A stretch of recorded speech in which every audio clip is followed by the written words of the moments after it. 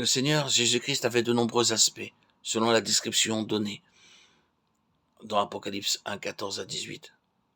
Sa tête et ses cheveux sont merveilleusement décrits. Ses cheveux étaient blancs comme de la laine. Les cheveux blancs du Seigneur parlent de sagesse éternelle, de maturité et d'expérience. Daniel 7, 9.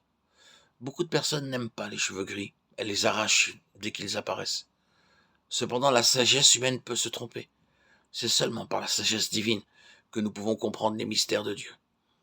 Jacques 1,5 nous dit que si nous manquons de sagesse, nous devons la demander à Dieu. La vraie sagesse est paisible et conciliante. La véritable sagesse spirituelle céleste est décrite dans Proverbe 8, 1 à 5 et 25 à 30.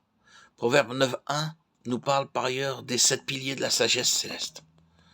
Nous lisons dans Jacques 3, 17 que la sagesse que Dieu nous donne est premièrement pure, ensuite pacifique, modérée, conciliante, pleine de miséricorde et de bons fruits, exempte de duplicité, d'hypocrisie, sans partialité.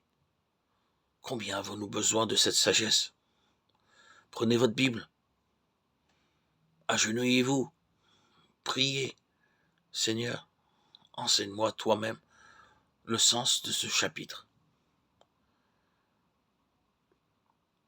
Nous lisons, ses yeux étaient comme une flamme de feu, car l'Éternel étend ses regards sur toute la terre. 2 Chroniques 16, 9. Le psaume 32, 8 donne cette promesse.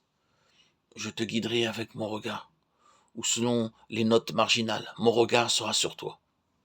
Alors, nous nous demandons, qu'en sera-t-il de ceci ou de cela?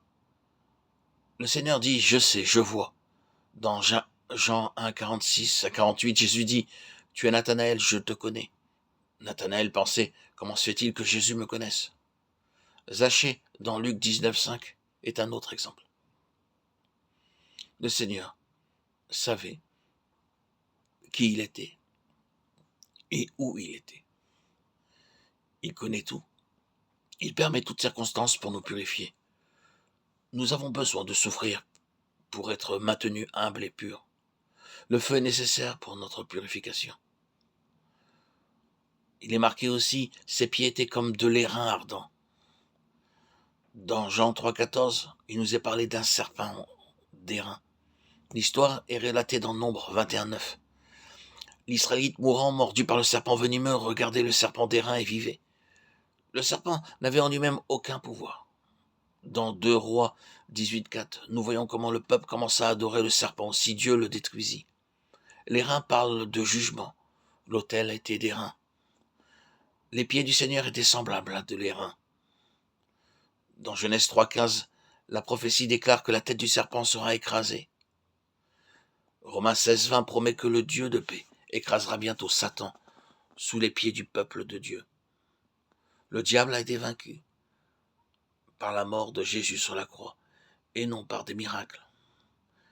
Les musulmans croient au miracle du Seigneur Jésus-Christ, à sa naissance virginale, à sa crucifixion, à son retour. Mais ils ne croient pas qu'il est mort et ressuscité. 1 Corinthiens 1,18 affirme que la puissance de Dieu réside dans la croix de Christ et non dans les miracles. Nous devons nous glorifier